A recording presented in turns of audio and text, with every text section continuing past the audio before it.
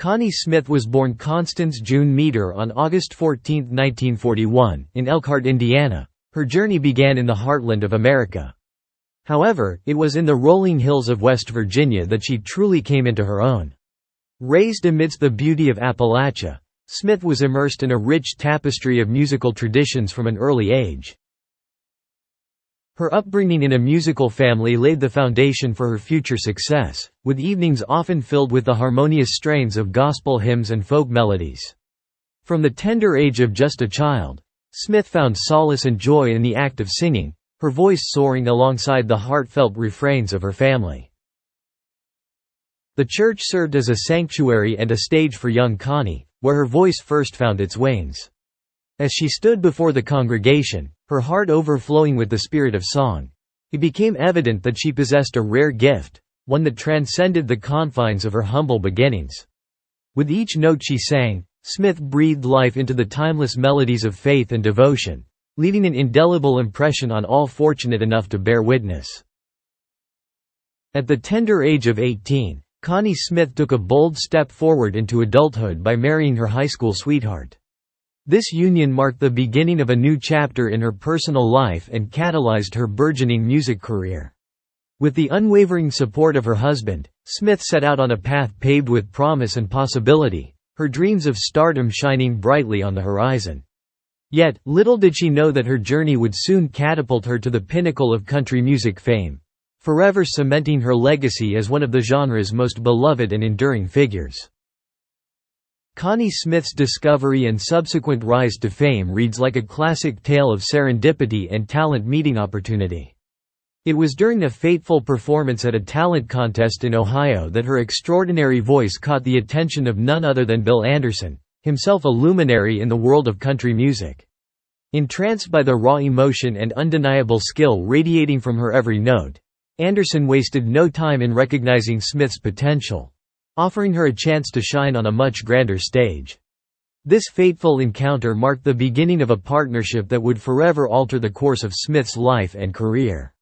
In 1964, Connie Smith's star ascended to new heights as she inked a deal with RCA Records, one of the most prestigious labels in the music industry. Armed with a voice that could move mountains and a spirit brimming with determination, she embarked on a journey that would see her conquer the hearts of listeners far and wide. It was a momentous year for Smith, one that would herald the arrival of her debut single, Once a Day, a poignant ballad that would soon become etched into the annals of country music history. The release of Once a Day in 1964 proved to be a revelation, captivating audiences with its heartfelt lyrics and soul-stirring melodies. Within a matter of weeks, the song soared to the top of the Billboard Hot Country Songs chart, firmly establishing Smith as a force to be reckoned with in the world of music. Its meteoric rise to the pinnacle of success served as a testament to Smith's innate talent and unwavering dedication, setting the stage for what would prove to be an illustrious career filled with countless triumphs and accolades. Buoyed by the overwhelming success of her debut single, Connie Smith embarked on a whirlwind journey of creativity and innovation throughout the 1960s. With each subsequent release, she continued to captivate audiences with her unmatched vocal prowess and unparalleled artistry, solidifying her status as one of the era's most beloved and influential artists. From chart-topping singles to critically acclaimed albums, Smith's body of work during this period remains a testament to her enduring legacy and lasting impact on the world of country music. Connie Smith's discography is a treasure trove of musical gems, each album a testament to her unparalleled talent and boundless creativity. Among her many notable works, 3 albums stand out as shining examples of her artistry and vision. The self-titled Connie Smith album, released in 1965, served as a triumphant introduction to the world, showcasing Smith's extraordinary vocal range and heartfelt lyricism.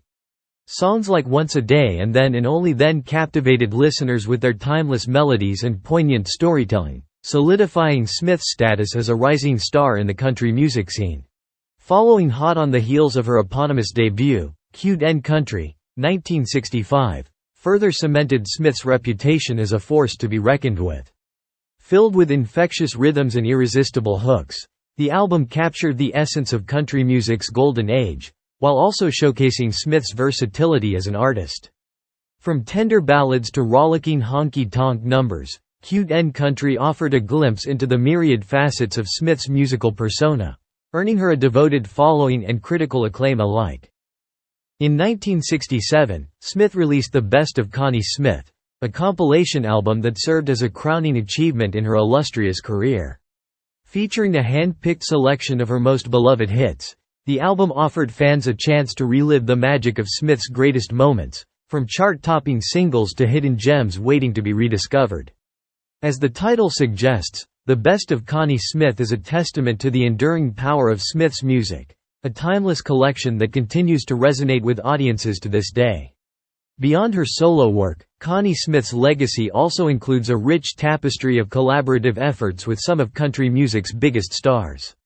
Renowned for her powerful and emotive voice, Smith was often compared to the legendary Patsy Cline, drawing parallels between their vocal styles and emotional depth. This comparison only served to underscore Smith's status as a true icon of the genre, revered by fans and fellow musicians alike for her unmatched talent and authenticity. Throughout her career, Smith recorded numerous duets with other country stars, each collaboration a testament to her ability to connect with audiences on a deeply personal level.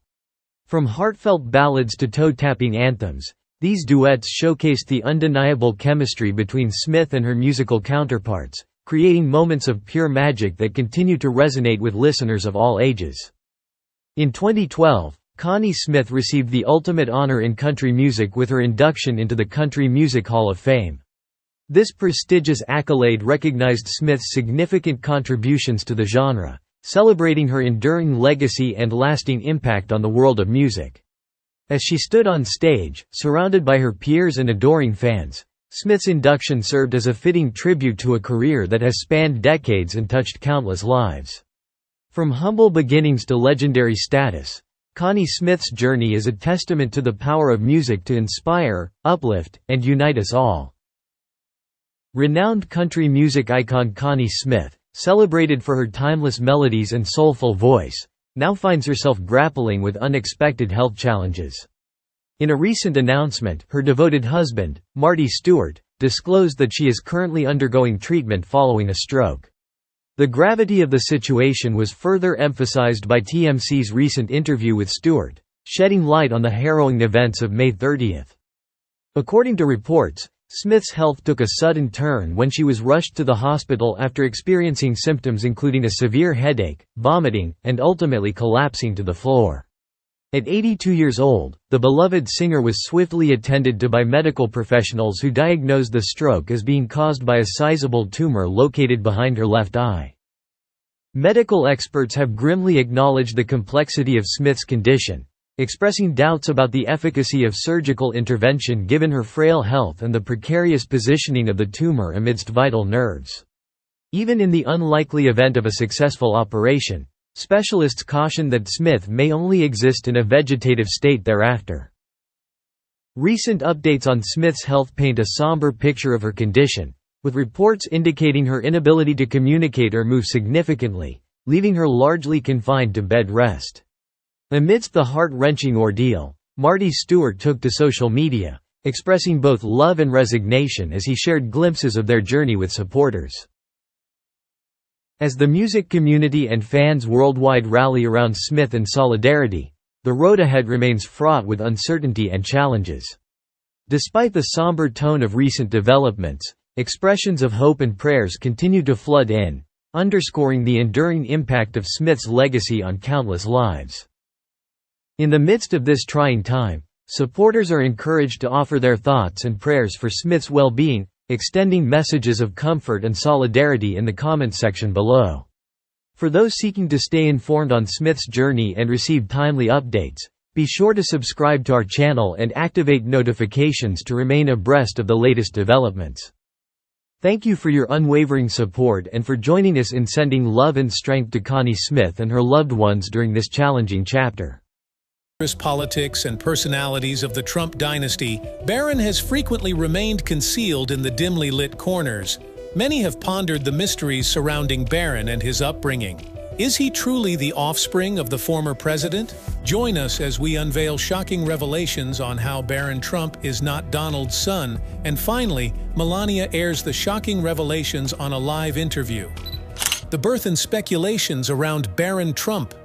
Barron Trump, the youngest child of Donald Trump, is part of a blended family, with 5 siblings stemming from Donald's 3 marriages. His older brothers, Donald Jr. and Eric, are from Donald's first marriage to Ivana Trump. Alongside them is Ivanka, who played a significant role as an official assistant to the president, while her husband, Jared Kushner, served as a senior advisor.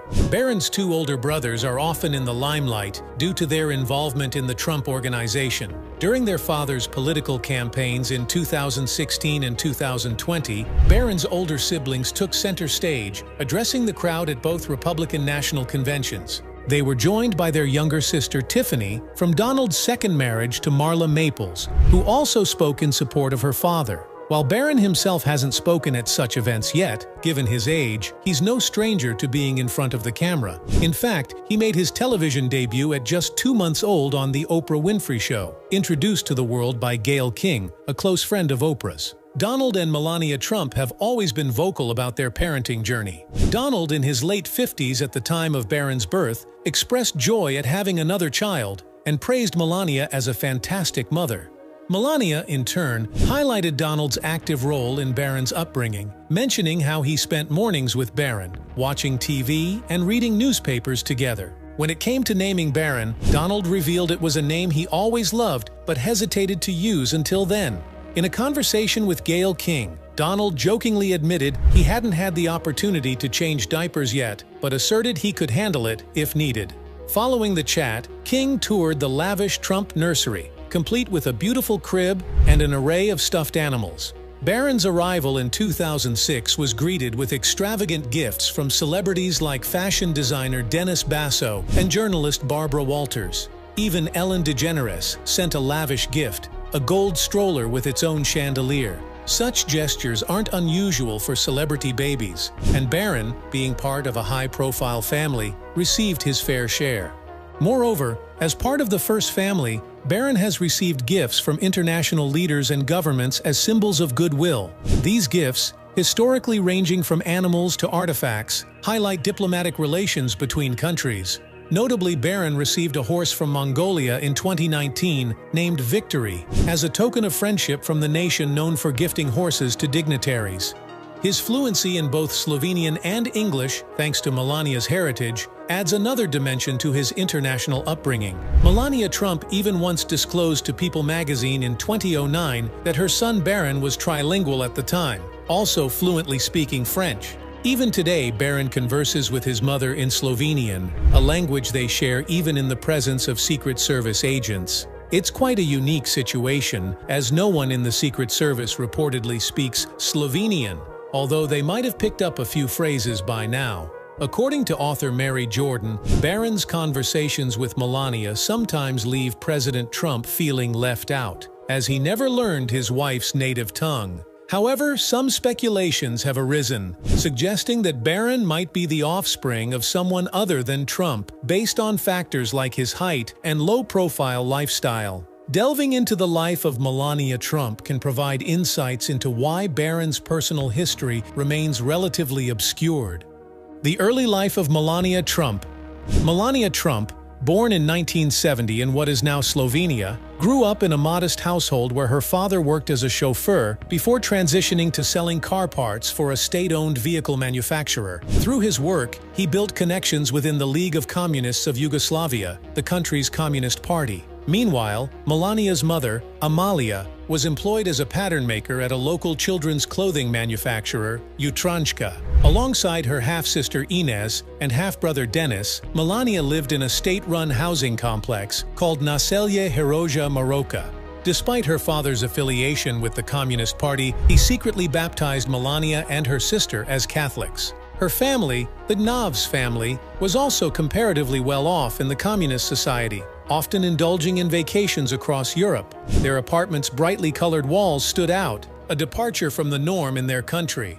Melania's early years were shaped by Sevnica's textile industry, with her participating in fashion shows showcasing children's clothing. reflecting her budding interest in fashion. She honed her skills by customizing and sewing her own clothes under her mother's guidance. Despite her creative pursuits, she excelled academically, serving as her school's treasurer. During her teenage years, Melania's family moved to a larger house in Sevnica. Despite being situated in Slovenia, Melania was influenced by American culture, particularly during Ronald Reagan's presidency and the advent of CNN International in 1985, providing her family access to American media. At 15, Melania moved to Ljubljana with her sister. She was to attend the prestigious Secondary School for Design and Photography, making a daily commute from Sevnica. Following her graduation, Melania pursued further studies in design at the Faculty of Architecture and Civil and Geodetic Engineering, demonstrating her dedication to her passion for fashion and design. Melania's passion for design continued to blossom, and throughout her collegiate years, she remained committed to excellence, immersing herself in the intricacies of architecture and design. However, Melania's life took unexpected turns as she entered adulthood. Her journey eventually led her to the United States, where she would become one of the most influential women in the country. Yet before reaching such heights, Melania had to navigate challenges and obstacles, ultimately paving the way for her son Baron's future inheritance. How Melania made headway in her career. Melania Knavs, at the age of 16, caught the attention of Slovenian fashion photographer Stane Jurko while modeling in a school-sponsored show. Interestingly, she initially aspired to become a fashion designer, not a model. Despite this, her striking appearance led her to win a modeling contest with the prestigious Italian studio Cinecittà. However, she turned down the prize, a movie role, after facing unwanted advances from a producer. As Melania's modeling career progressed, she adopted the alternate spelling of her name, Melania Knaus, and embarked on a journey across Europe in search of modeling opportunities. She maintained limited contact with her Slovenian roots, with only a handful of close relatives remaining in her circle. In 1992, Melania's talent earned her the runner-up position in the Jana magazine Look of the Year contest, promising her an international modeling contract along with the top 3 contestants. Subsequently, Melania signed with RVR Reclaim in Milan, marking a significant milestone in her career. However, her stint with the organization was short-lived, as she parted ways with them a few months later. Over the following years, Melania traveled extensively throughout Europe for modeling assignments. Notably, in 1993, she portrayed the first female president of the United States in one of her gigs. By the age of 23 or 24, Melania's career had reached a level of success that allowed her to establish Paris as her primary residence. During this time, she shared accommodation with her roommate Victoria Silvstedt. Melania graced the catwalks of Paris and Milan, modeling for renowned fashion houses and solidifying her reputation as a sought-after model. It was in Milan where Melania crossed paths with Paolo Zampoli, co-owner of Metropolitan Models and a close associate of her future husband, Donald Trump. Zampoli's encouragement led Melania to New York City, despite her reservations about her age in the competitive modeling industry. She settled in Union Square's Zeckendorf Towers, carefully guarding her personal life amidst the glitz and glamour of the city. Zampoli's friendship with Trump would later become significant in Melania's life. Through her modeling career, Melania not only achieved professional success, but also laid the groundwork for future connections. Unlike many of her peers, Melania eschewed the party scene, maintaining a disciplined approach to her career. However, a sexually explicit photo shoot for Max magazine in 1997, though largely forgotten, would resurface years later in an attempt to tarnish the Trump's reputation. The timeline of Melania's relationship with Donald Trump. Melania's path crossed with Donald Trump's at a party in September 1998, where their future together began to take shape. Despite Trump's initial advances, Melania remained reserved, testing his sincerity by declining to provide her phone number outright. Instead, she challenged him to offer his own contact information, a move that underscored her independence and discerning nature.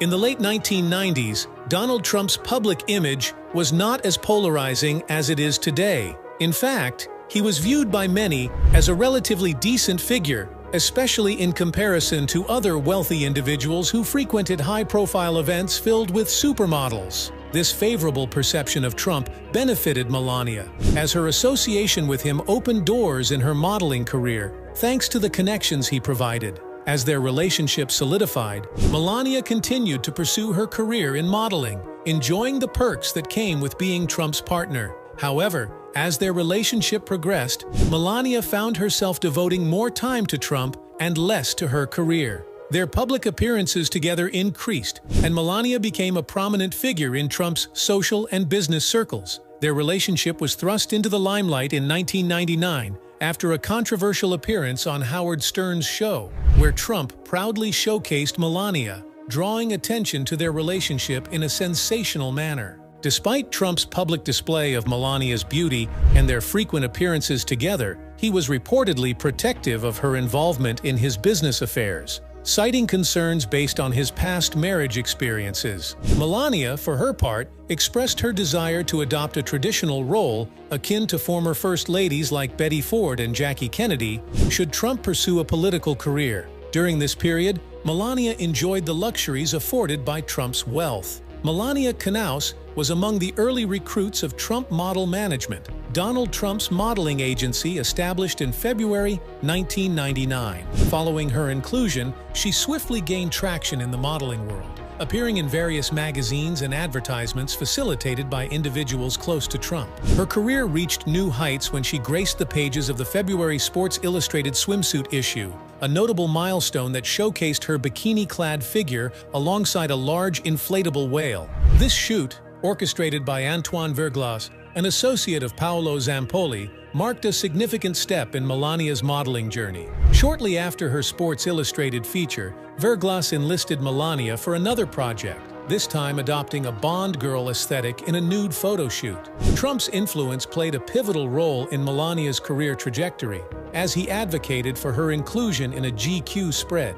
This collaboration provided unprecedented access to Trump's Boeing 727, culminating in images featured in the January edition of GQ magazine, albeit without explicit mention of Trump's involvement. In January 2000, news surfaced of Melania and Trump's breakup, sparking speculation and conflicting accounts regarding the circumstances. Many promotional materials featuring the couple were swiftly altered to reflect the change in their relationship status. Despite the breakup, Melania and Trump maintained contact, ultimately reuniting a few months later. Melania's path to permanent residency in the United States eventually culminated in 2001 when she received her green card. The couple officially moved in together in 2002, sharing a residence at Trump Tower. Their journey toward marriage reached a significant milestone in 2004 when Trump proposed to Melania on her birthday as they prepared to attend the Met Gala.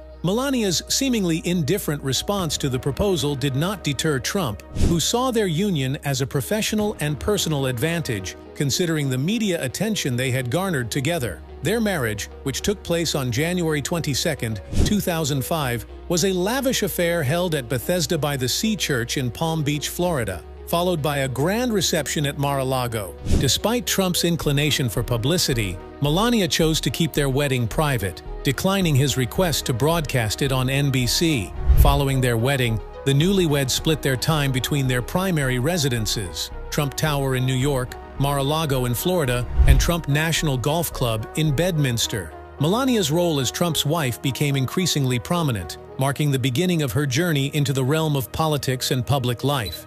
Melania's married life before becoming First Lady. Melania Trump's life in Trump Tower was marked by a desire for privacy and a unique living arrangement